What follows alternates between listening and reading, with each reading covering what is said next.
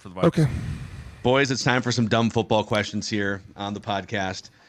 We also, after dumb football questions, we are going to record a second episode for you this week. So you're going to have the delight of 2 different O-Line Committee podcast episodes here.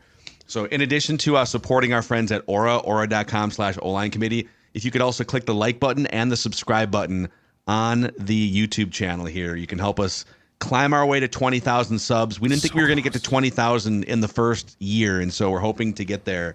So thank you guys, and go tell a few of your football-loving friends that the O-Line Committee is a thing that exists. So, okay, dumb football questions. You can always submit via the YouTube comment section.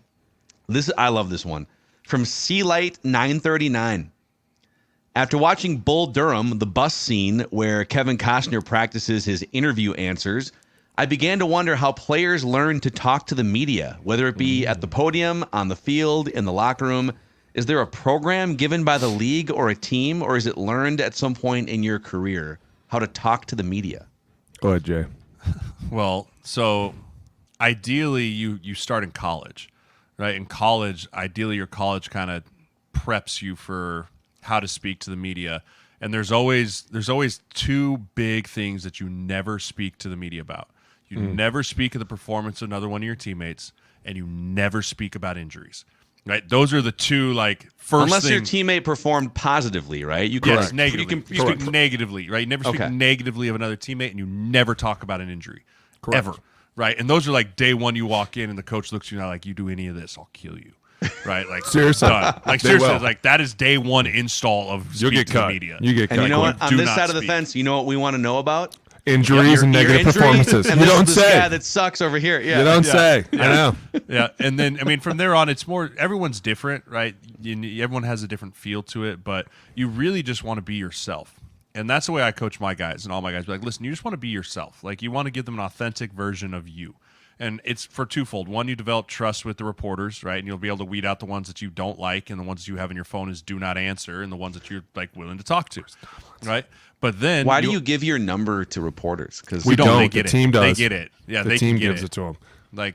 They'll be the ones hey, I want to do a quick phone interview with so and so. Like, oh, okay, and then they'll be text you, hey, Just yeah, call them at sure, this- and they're like, oh, call them at this hour. And then it's locked in, Blocked. right? You guys are weasels, and then so that's kind of step one, be yourself, and then it's really just a lot of being a mature adult and understanding to keep your emotions in check. Understanding that if you don't know the answer to a question, it's a lot easier to say, hey, I don't know, instead of trying to bullshit your way through an answer and get yourself in trouble, right? Those are just kind of simple things that I talk about with my clients going into the NFL, how to handle the media, but majority of that stuff's handled in college pretty well. Yeah. Alex? When you were a media darling, man. I mean, you were doing radio hits in San Francisco. I That's had how we fun. met in Minneapolis. You met. I had a lot of on our- fun. I did. I was just myself all the time. And honestly, I was really nervous when I came here because I called my agent. I was like, dude, should I tone it back? And they were like, no, man, you got to be Booney. Booney's Booney. Be cool. And it really was fun. I think there was a lot of guys now, especially that take it to a political place that you're just they're so just the same answer all the time that you're all right, this is just so not fun. And even for us as players, I love when the guys would be super themselves or super original and have fun with the media. At times, I probably jabbed the media a lot because I knew that they were coming for some of my teammates, and I would see them from afar, and I'd be like, all right, I got this guy. There was a couple times in Frisco, me and Kawakami went at it, and it was one of those I see you coming over there, and I'm going to throw one back in your direction, a fucking big dart. And the team would come to me and be like, stop. And I'd be like, no, I'm not going to stop. I'll stop when he stops. And they were like, dude, don't do this. But he's not with going him. to stop because he's going to be. That's the doing problem this is, for and I'm 50 not either. years. You know me. I'm just going to keep going with you. I'll go down all these roads, but for the most part, I just like to have fun with it. Why be so serious, right? We're out there getting our asses kicked the entire day. I'm getting the shit kicked out of me. I got coaches yelling at me left and right. I'm coming home. I got 4 kids yelling at me, a wife. If I can't be funny and original, who the fuck is? God, everyone's just so serious, and I don't understand it anymore. It's 2024. Coaches at some point were like, all right, I get it. It's okay to be funny. There was a time when it was never fun. yes, coach, get it, totally understand. Like, I'm here to learn from you. Like, now it's like, dude, you can have a personality. You can be yourself. It's okay to be goofy and funny and make people laugh. But remember the Titans? Zero fun, sir. Yes. Dude, I remember young in my career, guys would bring up like some of their hobbies, and coaches around us would be like, shut up. Football's your hobby. And you'd be like, yes, sir. Football's my hobby. Zero fun. Yeah, sir. you're like, okay, I do live a life outside of this for 6 months. Well, that's why so many guys wanted to get out of the Patriots, because the Patriots were a whole different level under the Belichick regime, like even 10 years ago. Oh, Where yeah. it was like Cal Prod you did not speak to the, like, you do not speak unless spoken to. Like, if you talk to the media, like, here's your script, you deviate from the script, you're done, you're out of here. Like, there was a lot of guys that wanted out of New England just because they felt like they were a prisoner. Dude, they're like, I can't do this anymore. I got to get out of here, or else I'm going to go crazy. I will say this, though. There have been times where an innocent conversation with somebody could turn a team into total dismay, because you have two guys going at it. Somebody accidentally said something, probably threw somebody under the bus, didn't mean to, and then all of a sudden the team has to make a decision. And you're like, I don't want to make a decision, dude. It was an accident. He didn't mean to say it. And they're like, me or him? Like, no, man, don't do this. We are like right in the middle of the season. We are so close to being what we want. Me or him, motherfucker. And you're like, you know, I love you. You know, I was always like, oh, it's you, baby. It's you. That definitely happens. Oh, for sure. It's terrible. Well, you can also, if you do it the right way and you have fun, and you can build a nice profile for a career in media, or a career doing something else after you're done. Get to know people. That's why guys are doing it too. And They're trying to show that they have personality while they play, so that when they're done, all of a sudden they can just jump right into it, which is a great thought. And it's funny because, and I won't name any names. I'm not going to Jose Canseco anybody.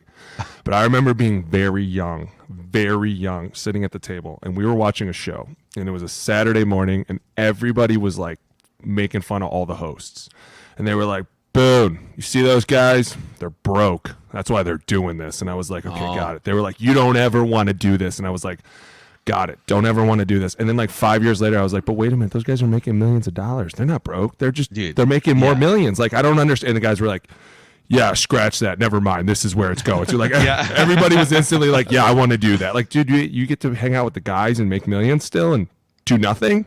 Yeah, let's do that. Let's do a lot of that. Nobody wants to hear from a punter. Well, Pat McAfee just signed another $50 million a year deal with DraftKings. So I mean, who would have thought a punter?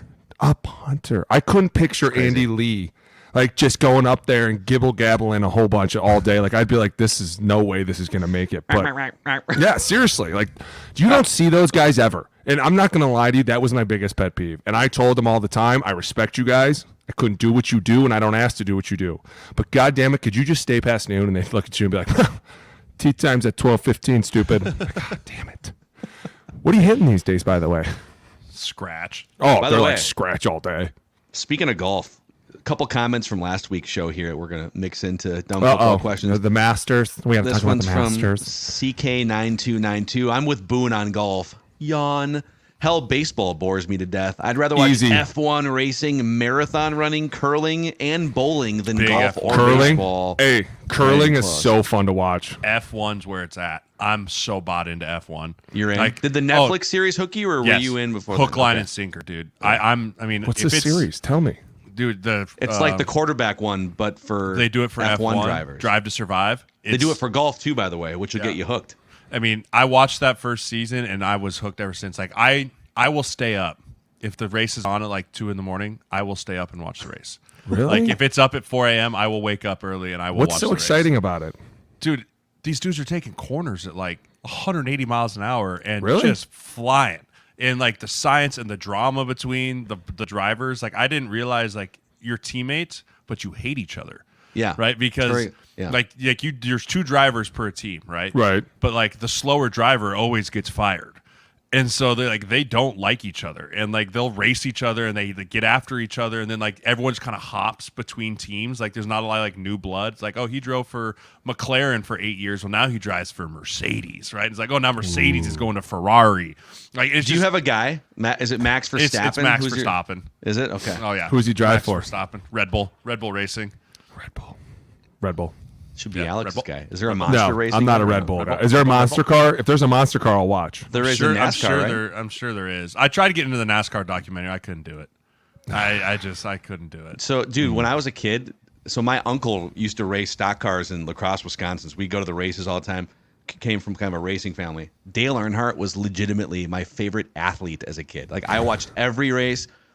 He freaking died in a crash at the Daytona 500 in 2001, was it? Mm-hmm. I was devastated. And I have not watched NASCAR basically since Dale Earnhardt died at the Daytona 500. Dude, senior was the There was a man. time. Yeah, There's no question. But no, I'm all in on the F1. But also, Scotty Scheffler wins again this weekend. RBC Heritage, just in dominant fashion. 4 out of the last 5. And nobody's listening or cares. It's the best run, I think, since Tiger Woods about 20 years ago. 100%. Right? There's been a couple other His ones. caddies made over like 1.4 million this year. Sign How me up about for that. Just carry those back. Scotty, 5 iron, 4. Sounds good. Here we go. 9 iron, huh? Well, you're fired. You're fired. Moving okay. on before Alex kills himself. Here's one to Getting pump close. Alex's tires. This is from Christopher Moe here. Regarding Alex Boone, who was a little sad when we brought up that, Vikings fans were kind of, is he a bust back in the day, So Christopher Moe says, speaking for Vikings fans, Alex Boone is awesome. He's great on Purple Daily. He's great on O-line committee. He lives in Minnesota, raises his family in Minnesota. Pretty sure he is welcome anywhere. I just hope to meet him one day and ask him if he ever played basketball. Why basketball? Because you're tall. Oh, You ever play basketball? I get that all the You time. basketball, It drives but me nuts. That's what he Do said. you play basketball? Is it the knees? Is it because they're so skinny? The legs? Is that why you think I play? The legs are No, so I played a little. full contact sport, hon. I apologize. Hey, I do think at one point in time, though, Mackie, in the next year, I'm going to put this out there. We need to do a live show somewhere in Minnesota. Oh, absolutely. Absolutely. Me and Mackie have already been talking about O-line it. committee live show somewhere. Maybe. Welcome some people in. Yeah, for sure. I'm all about Kowalski's? that. Let's You wanna do it with Kowalski's Deli? With the pie? The produce With the section? pie? Dude, Yeah. don't. I went and got one the other day. Oh, so good. What So flavor? addicted. Blueberry. Blueberry. Not All right, gonna we lie. got room for no more question, right? Couple Come on now, questions? one more. I'll give you probably a couple more. Steve Kober says, I want to know if Alex and Jeremiah were tight when they played together in the NFL, or if What a their stupid friendship fucking formed question that was. That was the. Dude, we were. Sorry, Dude, we Sorry, were. Steve. Steve, we were fucking boys. Like, there was nobody that I went to other than Jay. Like, hey, we got a problem. We got a real fucking problem. Like, I didn't go to anybody else. If Tony came to me, I'd be like, Jay, we got problems. Right now, we got to figure this out. Jay was the ledger keeper. Dude, we were besties. I love playing next to him. I had a blast. Yeah, I mean, for me, so like when they first signed Alex, like I was. Do you remember where we first met? It was in a Parking hotel. lot. Yeah, the parking at lot the of the hotel. suites. You Yeah. walked over. You were like, "Hey, I'm Jeremiah." I was like, "What's up, man? I'm Boone." We instantly were like, "Oh, we're gonna be friends for sure." Because initially I was hoping, like, for me going into the year, I thought I had a chance to compete for the left guard spot before they signed Alex, right? And so then once they signed Alex to come in, and I was like, well, he's going to be the left guard. Like, I kind of changed my thinking of like, okay, well, I'm not obviously going to beat out a guy they just paid $26 million. I was like, but I want to be the $26 million guy at one point, so I'm going to attach myself to him. Right, and that was my thought process going into the OTAs process. I didn't know who Alex was. I know I watched him on tape, and I tried because I always went when I moved to guard, I went in the league and started watching tall guards. Right, I was like, okay, I'm a tall guard. Right, I'm not a 6'2" guard. Like I'm a 6'6" guard, and so I started watching guys. And Alex was a guy that I actually watched a lot because he was a taller guy. And then we instantly hit it off. Our wives became friends, and then we just kind of ran from there and became lifting partners at 6 a.m., the whole bit there. So, yeah, we became really close over those 2 years for sure. for sure. Bromance What was your bromance first made date? it. What was your first date? Osaka. After the parking lot? Osaka, for Osaka, sure. We right used behind, to go to right behind Osaka. right behind the country. What was Yep. it? The Country Inn and Suites. Yep, we Quality would just Inn walk Suites. right over and Just be like, walk "All right." across the street to Osaka. Double fried rice, double chicken, double Oh. steak. Just load it up. Get the yum yum sauce. And then we go back and play Xbox Then we the go rest back of and the play day. Call of Duty for the rest of the Dude, day. the worst was, check this out. Like, so this is how silly Which I this was is. the best at, by the way. Sometimes life is just silly. Self-suck. And like, That's a self-suck. Do it. I'll take that. so when I signed, I came here, right? And they were like, hey, we're just going to do OTAs. And I remember at the time I had to come to OTAs because they were like, if you ever Put don't it in show your up, contract. they put it in my contract. If you ever don't show up for something, your contract will completely void. And so I was like, Oh, oh, wow, God. there it is. So I had to He be held there. out, remember? Yeah. So I had to be there. And so I remember showing up and I signed and we just worked out for like an hour. And I was like, well, now what? And everyone's like, well, let's just go back. I was like, "And do what?" And they're like, "Let's go to Osaka. We'll play fucking Xbox." I was like, "Oh, this is amazing." So my wife would call me, be like, "What are you doing?" I'd be like, "Oh, I'm in a meeting." I'm like, "We're meeting about the offense." We'd be like, I'm not even kidding you, every day. And Totally different playbook, honey. Got to learn the whole dude, thing. Then she came up like 2 months in, and she brought the whole fam, and I was like, "Everybody, be cool, right?" Like and so she was like, "Man, you guys have a lot of off time," and I was like, "Oh shit, she knows." Like, she's like, "What have you been doing?" And I was like, "Hanging out." Playing Xbox.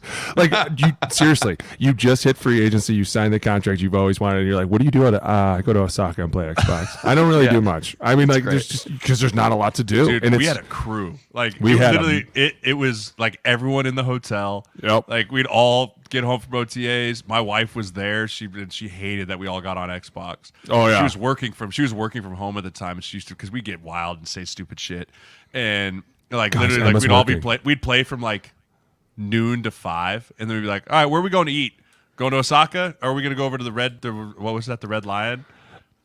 Oh God, no, Redstone? Redstone. Yeah, we can go get some Yeah. buffalo shrimp from Redstone. Like, we just, and then Dude. and that was just repeat for 10 Every weeks. day. And then 10 not only that, weeks. but remember, and then at night we'd be like, "Where are we going? Cowboy Jacks, Cowboy Yeah, Slims." it's And then it was like Cowboy every Slims. night we were just, dude, it was we It had was so fun. much fun. We had a lot of fun. It doesn't make any sense to me sometimes, like how much fun we had. And then all of a sudden, we all just got the shit kicked out of us. Yeah, there was like, that wasn't as much fun. That wasn't as much fun as we thought it would be. Boy, we started the year strong though, didn't we? And then we did. And then week 7 happens. And, Dude, week 7. Philly. How about preseason Philly. week 1? We were like, we're fucked. We got a lot of guys dropping quickly. Yeah. Once When we Teddy lost was Phil, there- I was really upset. Yeah, when we when we lost lost Phil. Phil, that hurt. I was like, we're screwed. And then we lost Khalil, and I was like, we're really screwed. Wait, was and that then we Phil, lost Teddy. Phil Loadhold? load hold. Yeah. Oh, We lost Phil in OTAs. Blew his Achilles. No, right? he No, came his back quad. from the Achilles and blew his quad. Yep. Oh. Thank you, Brent Salazar. Great strength But coach now that he's we the head have. coach. He's the O-line coach at CU now. Phil Loadhold is. Oh yeah, I Phil. saw that, yeah. He's Love great. Phil. For Dion? Yeah. Yeah. He's What? the O-line coach Yep. for Dion. He was at Oklahoma before, dude. We loved Phil. You want to talk about a guy? We're gonna bring him on Phil, eventually. yeah, Phil. We Phil'd be a have to great bring him guest. on. He'd be Yeah, great. dude. I was remember he came hilarious. in. Dude, the Vikings had Phil Loadholt and Bryant McKinney as their Yeah. bookend Massive. tackles for a couple Massive. years. Massive dudes. 6'9", just ridiculous. Phil and I were at the Phil's combine so together. It's great. Those are your dumb football questions here. Yeah, keep submitting. Send them into the YouTube comments. We try to get to a few every single week here. So